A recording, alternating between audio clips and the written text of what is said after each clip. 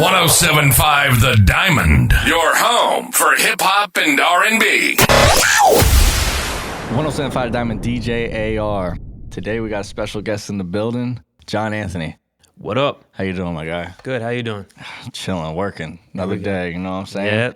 Yeah. So we got to meet for the first time at your show, the Fuck It, I'll Do It Myself show.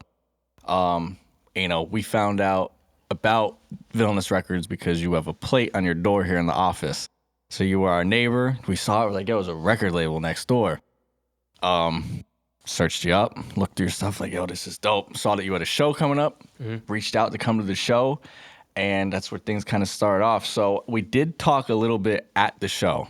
Got to know you a little bit more, but we kind of want to go back, touch base on that again. So, let the audience know where you're from and how you got started in music. Yeah. So, born right here in northeastern Pennsylvania. Was born in Dallas, Pennsylvania. Okay. So currently at West Pittston, and obviously, like you said, got an office space right next door to you here. Music for me, it's been over nearly almost a 15-year career for me. Professionally, though, I didn't take it seriously until 2019. Okay. And that's when my label was founded, and that's when all my music was starting to get on streaming platforms, and I was actually taking this as a full-time career. But yeah, music has been a huge part of my life, and these last couple of years, the growth of that music has helped me work with other artists, and that's kind of where I'm at right now, working with other artists and, building on that career. Like you said, we met at the, the Fuck It, I'll Do It Myself show. That's just connection that I'm growing with it now. So, yeah, this is what I love doing, and working with other artists and people who are in that same field is just, something I thrive for as well. So that's fire. So 15 years, that's a long time. I know you said 19 is kind of when you really start taking it professionally and what you do. But can you take us back to those early days and let us know some of the influences you had then and what it was even like starting then? Yeah, so we're looking at like 12 years old, I want to say. Okay. And this is when I was kind of just getting into hip hop, but a lot of the artists who were popping off at that time, I didn't know anything about. So like 50 Cent, Eminem, Kanye West, those guys were on the radio a lot, and I didn't know much about them. And when I'm hearing them on the radio, I'm thinking it's just maybe some style of pop music that I never heard of. And I remember the first track I ever heard was Outkast, and it was Hey Ya and Miss Jackson. Yeah. They would play that constantly on the radio. Oh, yeah. So I thought that was just some pop, and when I heard it that it was rap, I started looking it up more, and a lot of my friends at the time in middle school, they were telling me about rappers named Eminem and stuff like that. Didn't know who he was, searched him up, learned more about it. And I think really it became kind of like an obsession at that point because there's like a whole new world I was introduced to. So inspiration-wise, yeah, those were the guys like 50 Cent, Eminem. That whole Aftermath and G-Unit label was kind of like the big inspiration. And then, of course, guys on the radio like up-and-coming J. Cole and Drake. Huge inspiration. Yeah. The one thing, too, at your show, you had your laptop there, and you had a bunch of stickers of just every type of rapper from different decades, and so I could tell that you're a hip-hop head. Can you tell me some, even if it's some people they might not know so much, break down maybe if they have a little bit of info, because the way you rap, like I said, I could tell you're a hip-hop head. Yeah. So, like, what are some of those guys that maybe people might not know much about? Special K. Okay. Guys like him. These are people that are, so this was around maybe 2015-ish, I want to say, is when I started to really get into the classic 80s, 90s. Okay. And when I would go to record stores and flea markets and find CDs, that's how I would listen. I could stream it, could just easily go on Spotify, but I'd rather take it physically and read the booklets and get to know about these artists. So guys like Special K, Rakim was huge. I can't even explain to you because of the style that they were producing and rapping at the same time. Yeah. I would look for artists who would kind of dig into the wordplay so I can get better at it. Even though I might not fully understand, I need to get better, so I had to learn it. So Rakim, Big Pun, Nas obviously was huge, but you add all that into it, you can't. It just builds off of the career for me. So I praise all of them, and then once I really started to dive into it, LL Cool J. I don't think, for me personally, if I didn't hear radio from '85, I would have never probably been able to figure out my sound. So I really give props to those guys. That's dope. That's fire because, a lot of people, especially, how old are you again? 26. 26, yeah. Like, I'm 28. Some of the guys of our era, they don't even know some of these artist at all. And it's like, yo, go back and listen to them because, like you said, Rakim's crazy. Unbelievable. He's so good. Yeah. And you said one thing there, and they're starting to kind of come back a little bit, but there was nothing like when you bought a CD. Yep. You open it up, you could go through the booklet. Even they have the lyrics in there sometimes. Lyrics, yep. Production. Yeah, the production. You see all the credits. They have the extra, like the pictures sometimes of how the album was made, where it was made. So dope. I really wish more physical stuff would come back. Like I said, it is kind of coming back in the sense of collectibles. Yeah. Not really like, oh, yo, I'm going to go buy this and listen to it. Though I did see, I went to a B.O.B. concert in October. And I was looking at his merch, and he was selling an exclusive, it was a mixtape. You can only buy on his website as a cassette. Okay. And it came with a cassette player. Oh, shit. So, like, that was the only way. And so it was, like, super hardcore fans, yo, you got this. I think he ended up putting it on streaming a little bit down the line. Yeah. But it was, like, at that moment, I'm like, well, that's like a cool rollout tactic. Or, like, this one's for the hardcore fans. You got to listen to it this way. Because it sounds different, too. Right. It's a different vibe. So, yeah. You've been putting out music since 2019. I've been noticing, like, a theme with a couple of your albums kind of relating to story. Yep.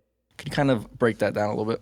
So for me, I wanted to build something after the success that was my 2022 album, Villaination. Okay. And when I saw that album was actually supposed to be the last album for me, there was a part of me that wasn't feeling like I was getting where I wanted to. And you get in your head, you start to think some shit that you don't want to hear. So I was at that point where that was the last album. I was going to finish it. You know, it was a sayonara to my fans, a thank you and all that. And then when I saw how well that project did, and to this day, it's still the most streamed album of mine. Okay. I realized, okay, I got to get back to this. I can't give up on this. And I didn't want to just drop something else that was trying to top it. I wanted to create something different. So that's when the stories kind of were developed. And when people hear that, they're like, are you telling a different story in each album? Not really. I'm telling a different chapter of my career in each album. So if you hear Success Story, which was the follow-up album after Villaination in 2023, all boom bap. Retro sampling feel. I did a lot of production on there, black and white, 1950s theme. And then the next one would be like Never Ending Story.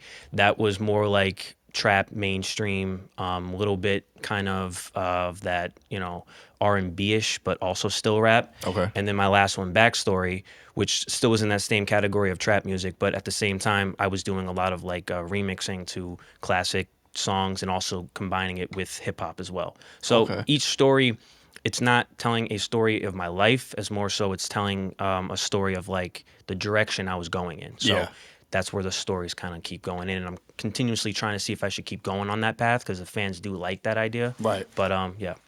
That's dope. Yeah, I started to go back. I've heard the newer stuff, but you know, you have an extensive catalog.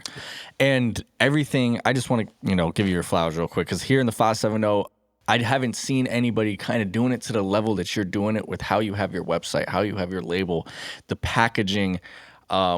It's so like when you call yourself a professional, you're a professional because of how you put everything together. That is how professionals move. So I just wanted to, you know, shout you out for that. I appreciate that. Thank you. We're going to hop into a song real quick. We'll be right back. 107.5 Diamond. 107.5 The Diamond, DJ AR. We are back in the building. John Anthony is still here. So we were just talking about some of your albums, and Backstory was one of them that you brought up. I just wanted to say my favorite joint off there was Never Say No. Mm-hmm. Can you tell me a little bit about that song? Yeah, so funny enough, that wasn't going to be on that project. Okay. That was going to be something for another project down the line. And you could probably hear the difference. It's more of a softer and harmony and type of music. And for me, that song was just genuinely something I didn't write towards somebody.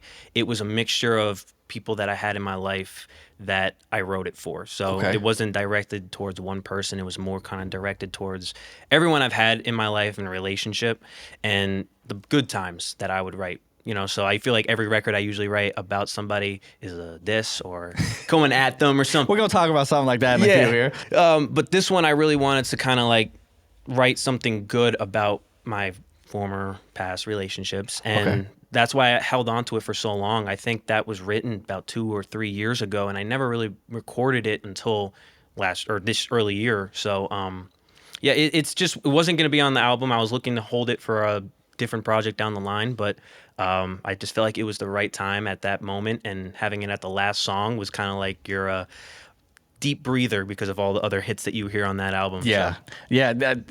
We play a couple joints of yours on the radio. Motion being one of them. Yeah, and I just like how the progression of the instrumental and the song. You know what I mean? Kind of have the break beat in the beginning. Yeah.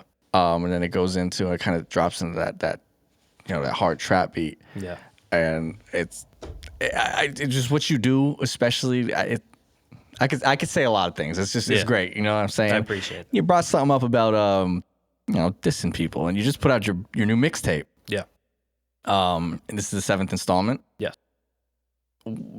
First off, before we get to this, okay, I'm a T.I. guy, and that's probably my GOAT. You have 2 joints on there, Dead and Gone and 24s. Yep. Fire.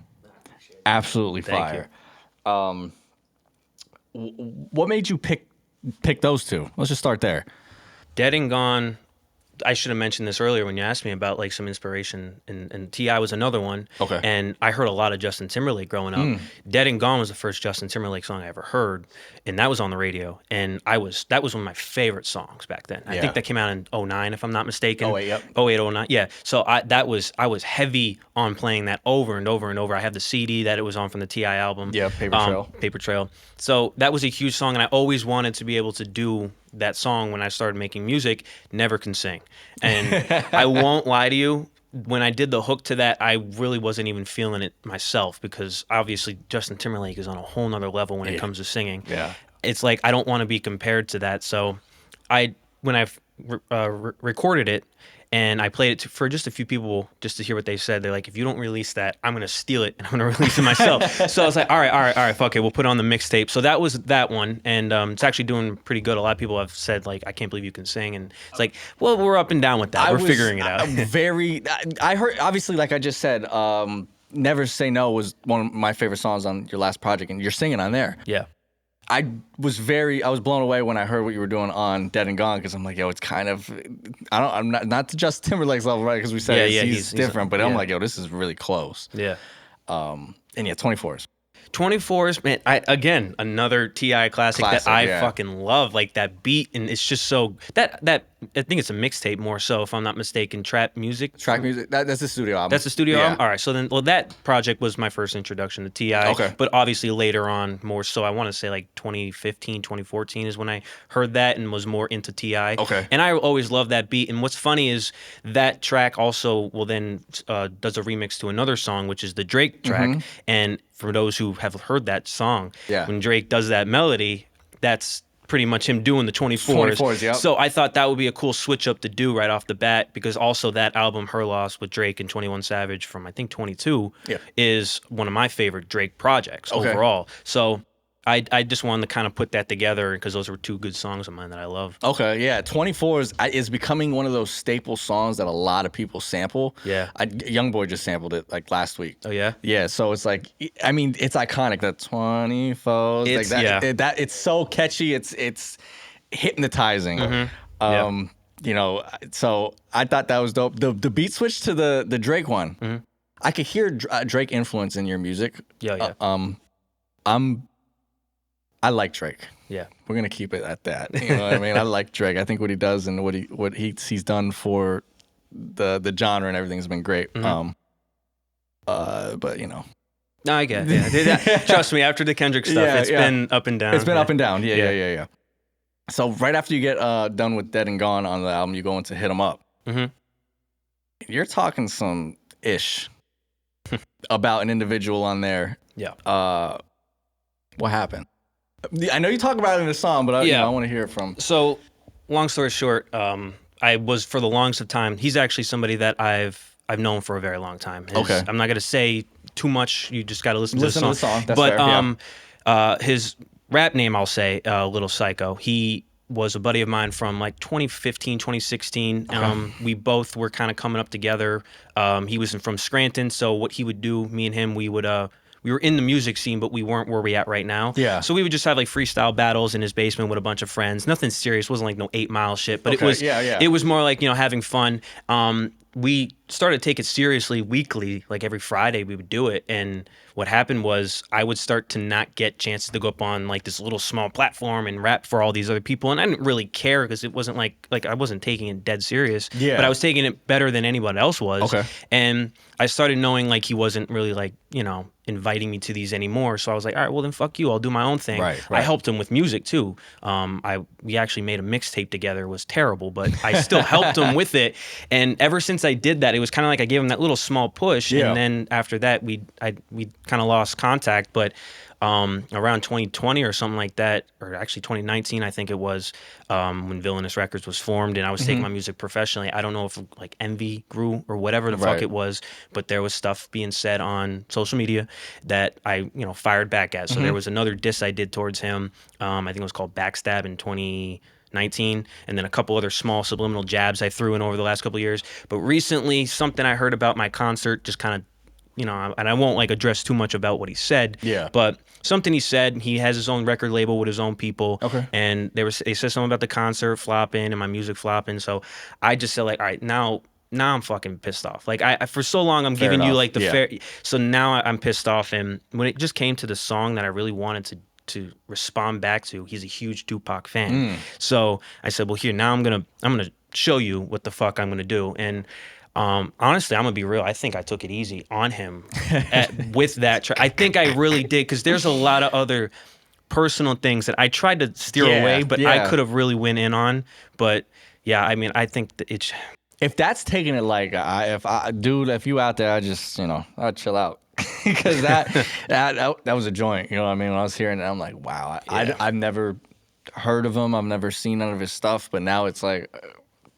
And that's the thing, because like I don't like to diss people unless it's like warranted. Yes. Yeah. Like, and I'm not saying in any way I'm not huge where it's like I'm giving you attention, because you know not many people probably have heard it yet, but maybe after this they might. But it's like, if you're gonna really kind of push me to a level to diss you, you really fucking said some shit to do it, because I don't really care sometimes. I turn the cheek a lot, but it's unfortunate, but at the same time, I don't really care anymore. Right, yeah. And you know what's crazy is too, because in music, hip hop's the only, probably the only form of music that if there's a problem, it's gonna get set on a record. Yeah, very directly, very blatant. Yeah. I wanted to touch a little on that because you know, it stood out. Yeah. First off, rapping your ass off.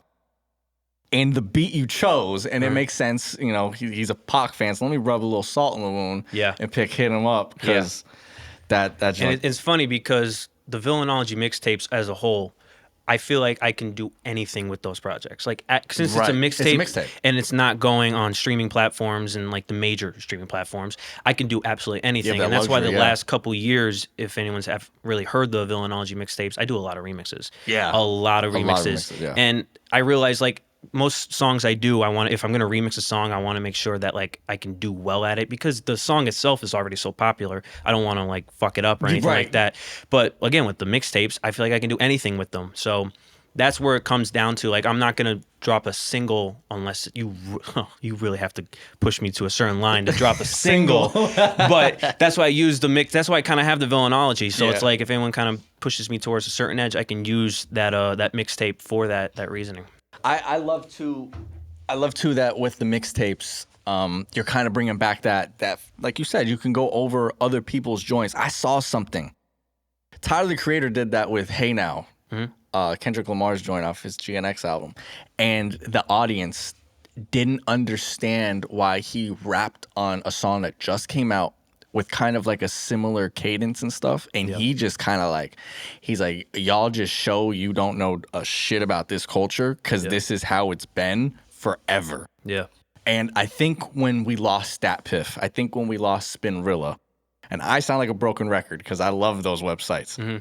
We lost that. Because Lil Wayne, when he was doing that run was like, you had Lil Wayne, you had the Carter 2, the Carter 3, Carter 4, but like that, you had that Slide It Under the Door mixtape with Sorry for the Wait, The Drought, No Ceilings. It was like, Yeah, if Wayne remixed your song, it was his. It was over. It was his. Yep.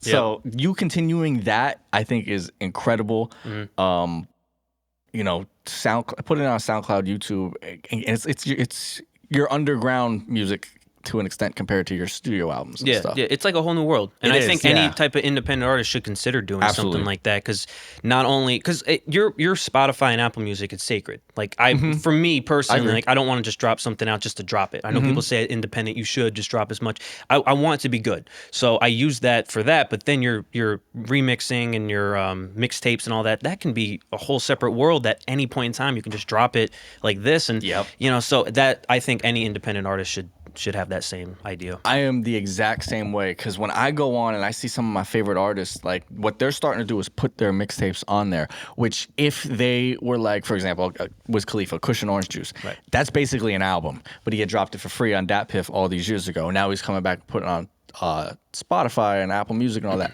I'm cool with that. But the constant of people just dropping stuff that's not an album or something on there really is like, it gets flooded. Yep. I want to go on there and I want to see this is your commercial album. This is your studio album. I don't want to see this Lucy single. You used a great terminology there. It's sacred. You know what I mean? Yeah. I think that's a great way to put it, because it's Apple Music and everything's just turning into more of a Wild Wild West, when iTunes was originally the digital version of going to buy a CD. Right.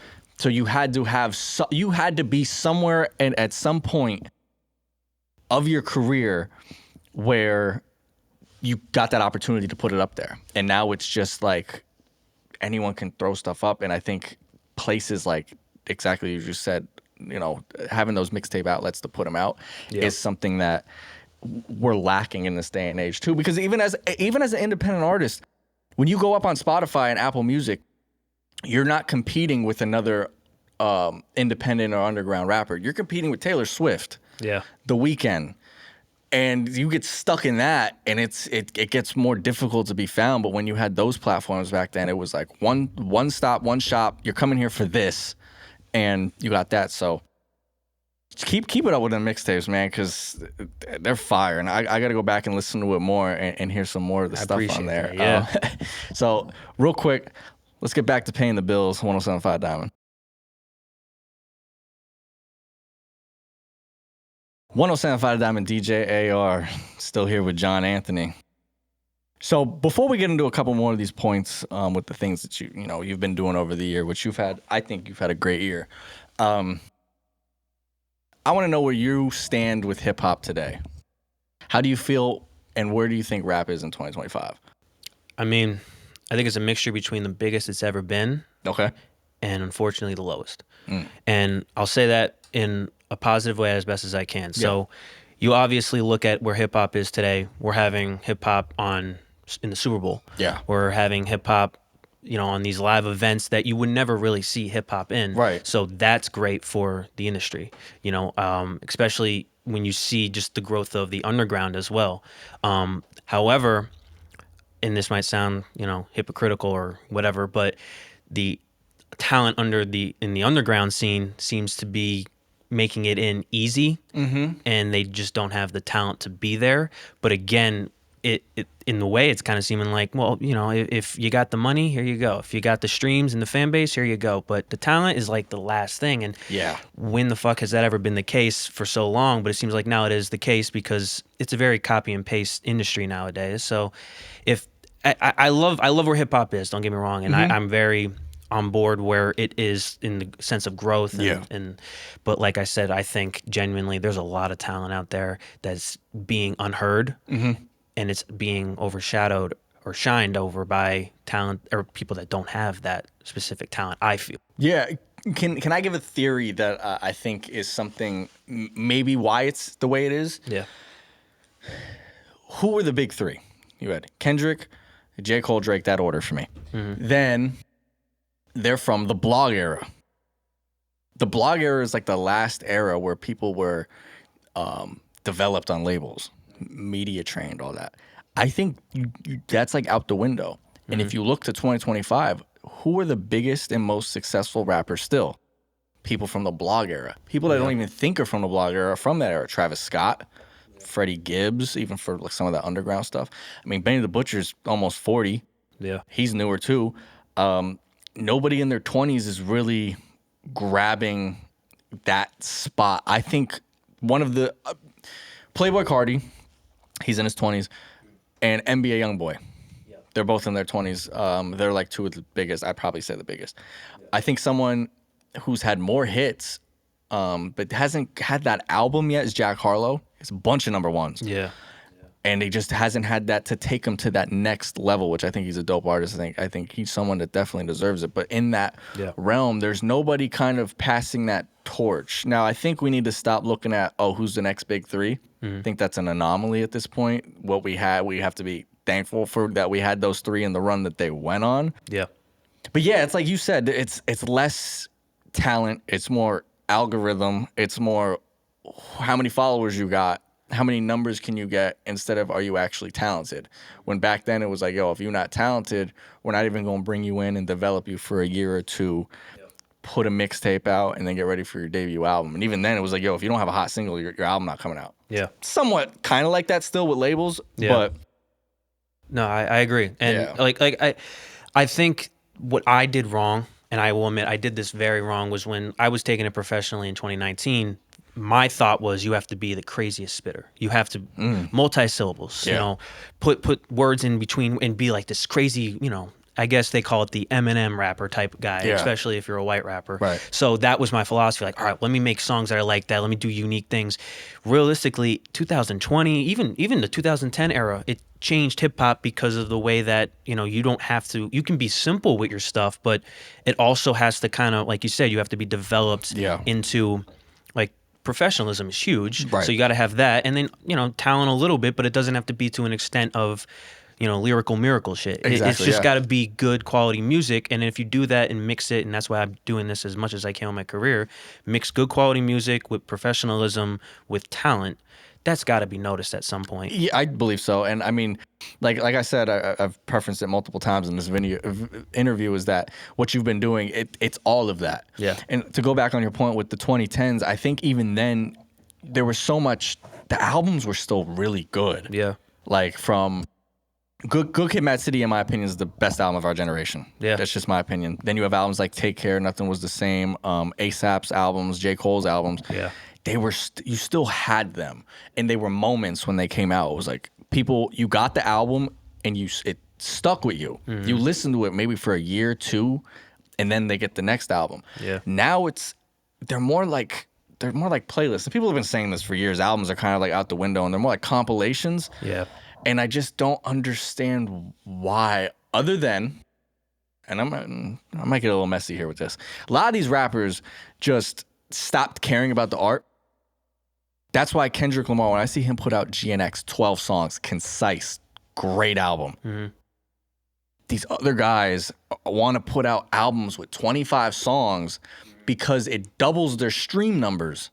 Because if Kendrick did 12 songs on his album and he sold 360,000.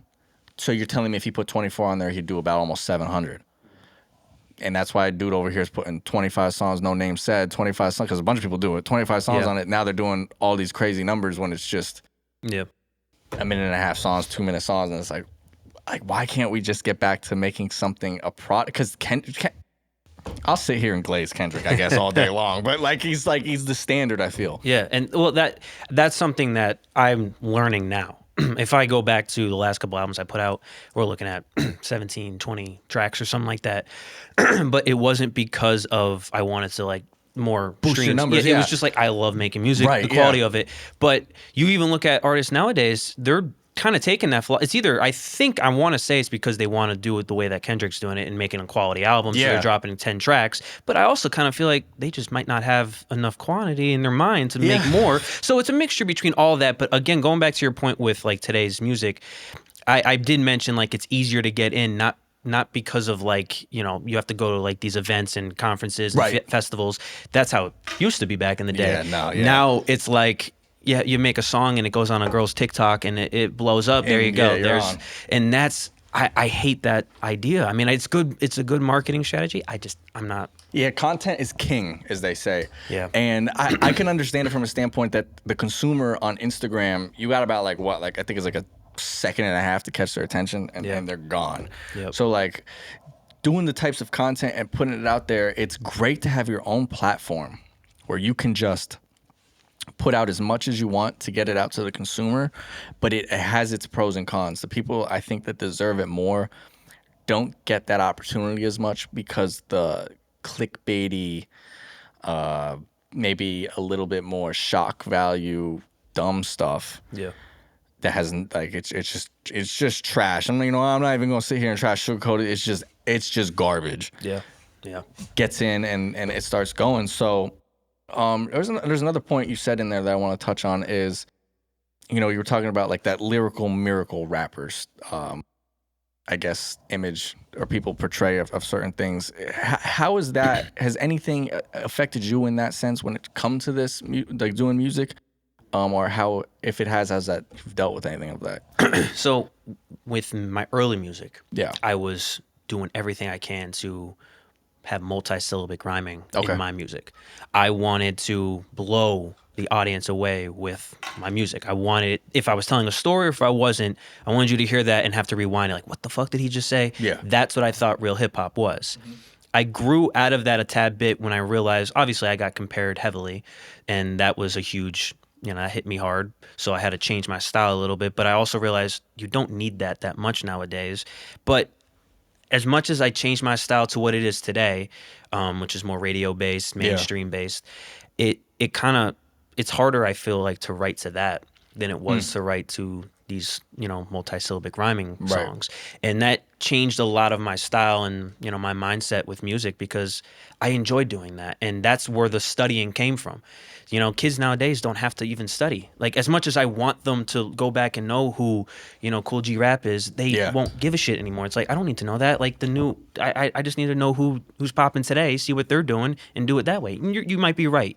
That's all you need. But for me, I can adapt, but I will never change completely. I don't think you should. I don't think you should. I as well seen something, and this is somebody I've said a couple words about, but French Montana.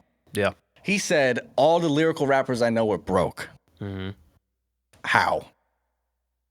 If we talk about, we'll go back, the big three, they're lyrical rappers. Yeah. Two of them are, at least. They're not broke. Yeah. You know what I'm saying? I don't think Freddie Gibbs is broke. West Side Gun and them, and they be doing what I don't. First off, there's such a lane, Joey Badass, some of these guys, there's a lane for it. I think it's just at the mainstream level is where it's not getting as much of the light. Yeah. And I would, especially if you can rap, I think people should do it. If you can't, rappers, if you can't, don't do it. I don't need to hear that shit. That's where it's like, sometimes I think a rapper tries to prove themselves. I can rap. Yeah. Oh, let me do this. Sometimes staying in your lane too, it's like not trying to do everything. If you can do everything, it's like, 1-on-1 at that point. You know what I mean? But like stick in your lane. You're someone that can do a lot of stuff. Well, I'll say this too. I feel like you said, if you can't rap, don't do it. However, too, as well, don't look at rap as a fallback option to become successful in life if everything else is going downhill. Talk about that. So, like, I know, and this is why I started a label, I know there's people in this valley who can rap. Oh, absolutely. Absolutely can rap, but they're not pushing themselves to that limit because they don't probably look at it like they look at, like, if it pops off, it pops off. Let me just drop something on Spotify and that's it. But they're you look at their Instagram and they're posting, whatever. Right. Then there's other motherfuckers who, I don't even know why they're doing this, but I have a feeling that they're just doing this because, well, rich quick. Yeah, I didn't go to college or something like that, so now I'm getting pressured and hounded. I might have a baby mama that's bitching at me and shit like that. So let me try this, and then I got some money in the bank and I'll just flex it out there. That is, you're causing yourself to look more idiotic than ever. You're setting yourself up for failure. Yeah, you really are setting yourself up. Now you have that good chance where it can just slip through the cracks, but. I think it's ridiculous because when you have people, like us who take this shit seriously, and that's why we are doing what we're doing, it's kind of a huge slap in the face, because if you're really serious about it, like you can groom yourself to become that. If you're not good right now and you know you're not good, you can get better. You can, yeah. If you're serious about it and you're like, yo, I really want to do this. Yes. I love this. You could get to that point. Yep. Yeah, it's the people that come out and they're like, you know what, let me motherfucking just put this record out. Let me try to get this one-hit wonder and call it a career. Like, I mean, if you do that, more power to you, I guess, in the sense, like, good for you. But when it's people that really put their heart and soul into this, willing to give it all up for this, it does suck. One of the things I saw you do, and that's, again, like we said, where we met, was you put together your own show and you headlined it at the Ritz Theater in Scranton over the summer. Yeah. How was that whole process, getting that ready to the point of being on stage? I mean, I want to say it was tough, because it really was. We had an idea, right? So long story short, the artist, there was 3 of us. Yeah. Myself, J-Mont, who was signed to my label, and then another rapper from Kingston, Pennsylvania named Frizz. So the 3 of us, we headlined for 2 shows. We did the Stroudsburg showcase in 23, and then last year in 24, we were at the Ritz, or not the Ritz, Jazz Cafe in Wilkes-Barre. Yep. And then this year was going to be our 3rd one, hence the, in our case, the big 3 for us. Yeah. And we were going to do the Ritz Theater in Scranton. And everything was on board to do this 3rd show. And then obviously some behind-the-scenes stuff, happened where we were like 2 months before the show happened. And I'm doing a lot of marketing and promoting and creating this, the cinematography of the show and everything like that. And, one of the guys, Frizz, was going through some personal issues, which I am always there for him in that sense. So he had to step out. That's okay. J-Mont and I, we have a lot of music together. Then like 30 days before the show started, J-Mont hurt himself. He got hurt. He got injured. I think it was like a leg injury or something like that happened. That's tough, yeah. So he couldn't make it. Again, I was there for him. I had no problem. But again, as a business, I had to pivot. So I couldn't be sympathetic, and I had to just move on. And I'll clarify this. I even clarified it in my documentary that I dropped after the show on YouTube. Which was super fire. Thank you. Yeah, the show always continues. That is something I believe in completely. I have no ill will towards that, and the reason that the show was called Fuck It, I Do It Myself was not a jab to them in any way. It was more so, believe it or not, I don't know if you saw during the concert, there was a little beginning part. It didn't play all the way through. The guy fucked up. He didn't play the whole entire intro of it. But that's a realistic text that I had with my, not exact thing, but it was a realistic text that I had with my manager, Alex. And he was really thinking, what should we do? You got 30 days before the show. And we were thinking about removing it, postponing it. And I didn't want to do any of that. I didn't want to jeopardize the late show goes on. So I literally texted him, fuck it, I'll do it myself. And he started, liked it. He's like, that's it. I'm like, what? He's like, that's the title. I'm like, all right, that's what we're doing. So, I would say it's a nightmare realistically because of how, the last 6 months leading up to the show was. But I'll be real with you, actually, after the storm has passed, looking back at it, I wouldn't change any of it. I think it was meant to be a solo show, realistically, because I've never had a headlining solo show. I've done solo acts and performances, not a whole entire hour or 2 hour show. Right. So that was, I guess, maybe meant for it in that way. You have the catalog to do it. Yep. Your stage presence and everything. This is the first time I got to see you perform. Obviously, I listened to your music a little bit before the event, but this was a couple days. We just had start, reaching out to each other to figure out how we could get there. And it was one of the best performances for this area of artists I've seen ever. So I appreciate that. I definitely will be at the next show for sure. Yeah. You know what I mean? Thank you. And anybody that hasn't seen John Anthony here, you got to go see him perform live because it's definitely a show. And when a show's long and it feels long, it's like, this felt quick, but it was like you said, it was a long show. Yeah. And it was just banger after banger after banger. The way you interact with the crowd, it was a great overall show. Yeah. I want to talk about some of the stuff coming up, not just for you, but for Villainous Records.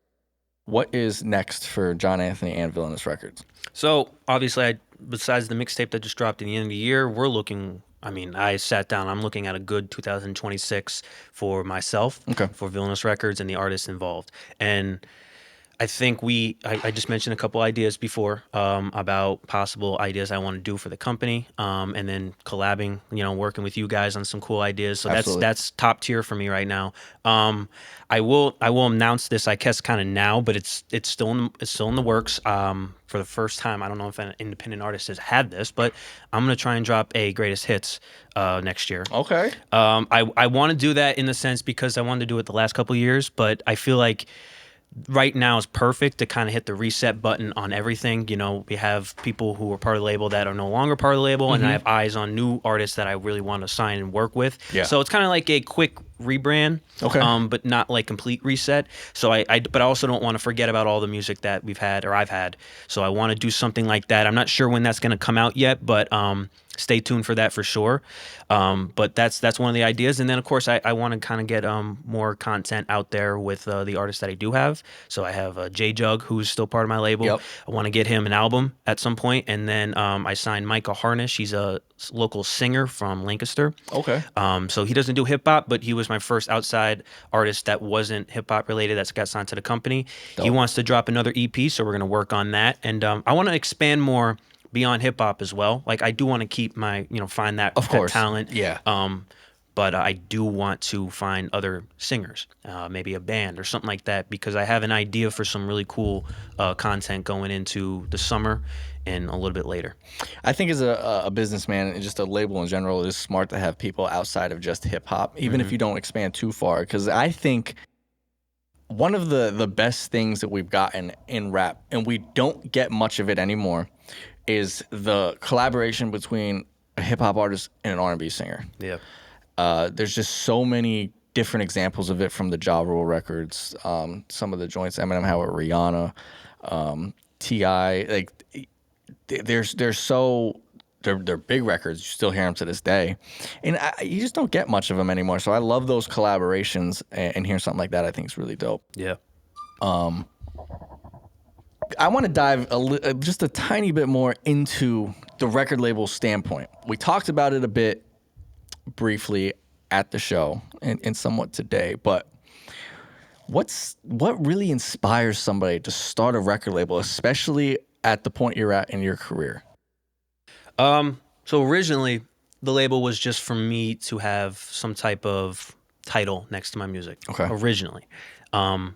And then in 2020, a parent company from New York called Chaos Music Groups, they were like an agency that would help market, promote, get you gigs and stuff like that for your music. They were the parent label to Villainous Records until 2024, last year, where the contract expired, but no ill will, just mutual parting ways. Yeah. After that, when Villainous Records became like a complete solo independent, and we had a couple artists signed, I wanted to kind of keep building on that and not just have like one or two and me. Like I wanted to then build more. Like, okay, you got your artists, let's get your A&Rs. Let's find people who could be your producers and engineers and publicists. So I got a bunch of people that were in that realm.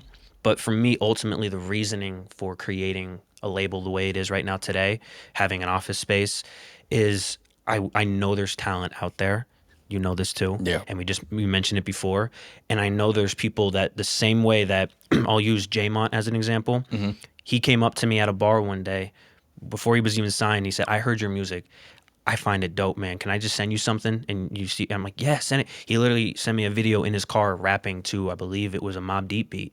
Okay. And he just was spitting, and I saw the talent. And I'm like, yo, do you have any like recorded stuff you can send me? He was like, nah, that's it. This is all I got. I'm like, all right, let's work. And from that moment to where you're seeing today, J-Mont might not be a part of Villainous Records anymore, but look at his catalog. He's got 3 studio albums. He performed headlining shows.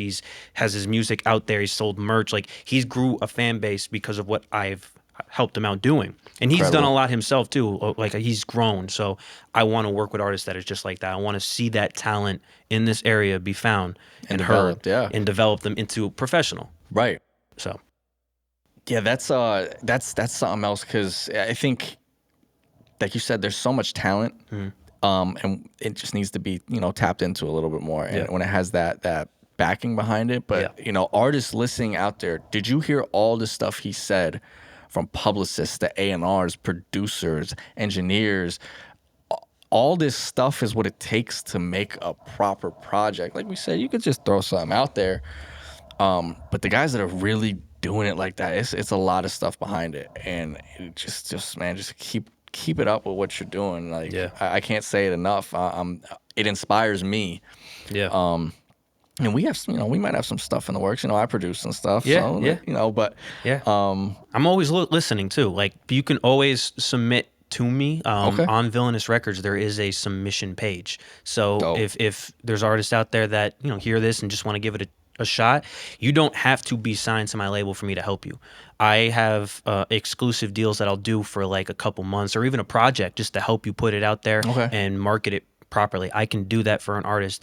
Like I said, the goal is to just find these talents and kind of get them to a little bit of a higher standpoint, website building, marketing, playlisting on Spotify, radios, so I want to find that type of talent. Your website's incredible, by the way. Thank you. It draws you right in when you get to it. It's everything you need. You can get right to it, and the merch is fire. Thank you, man. So off that, before we wrap this up, I know, you talked about some of the stuff upcoming. Is there anything? I know you just dropped your mixtape. Mm-hmm. Do you have any, singles or albums or anything coming up that, maybe you could tease a little bit or not yet?